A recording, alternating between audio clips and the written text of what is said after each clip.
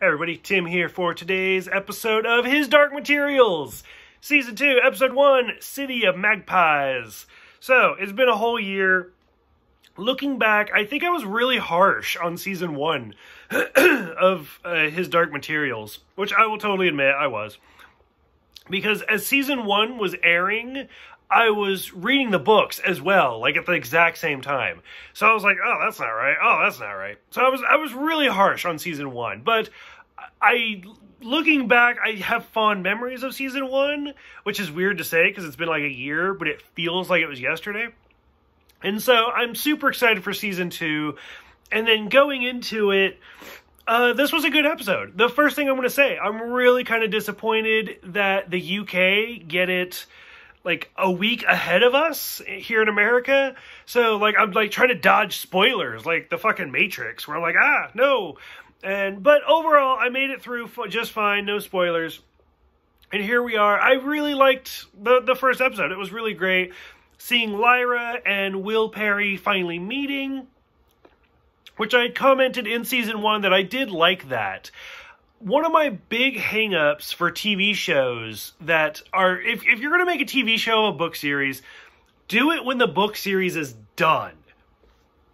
Don't go through a la Game of Thrones and they're like, oh, they're like 6 books in of what could be like a dozen, who knows, and we're just going to start because you catch up and then you're like, you're fucked. You're like, what are we going to do?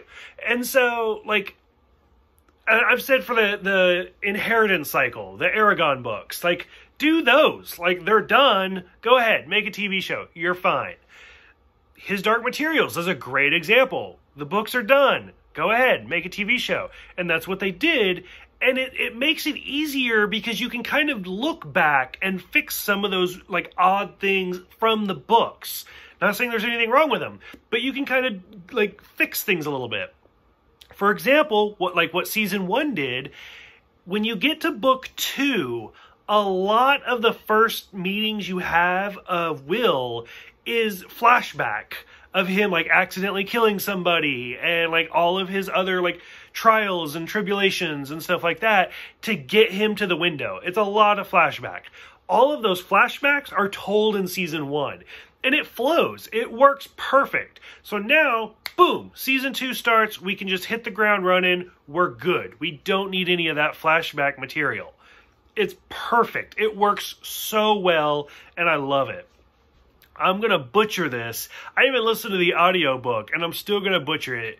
Like Chitagatsky, I think is the name of the town. Loved it. The specters are not how I envisioned in my brain of what they look like. It was very odd.